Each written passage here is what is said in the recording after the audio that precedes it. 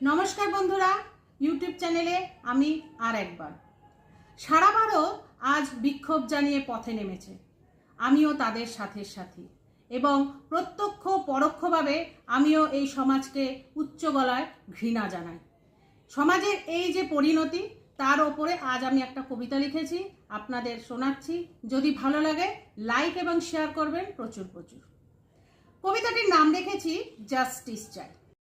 Justice চাই, justice চাই, ভূভারত আজ খেপেছে, লক্ষ জনের পায়ের দাপে ভূকম্প হতে চলেছে। নেতারা সব দায় নিয়েছে দেশটা চালাবার, দায়িত্বটা পেয়ে গিয়েই আমি বাকে আর তুমি কার।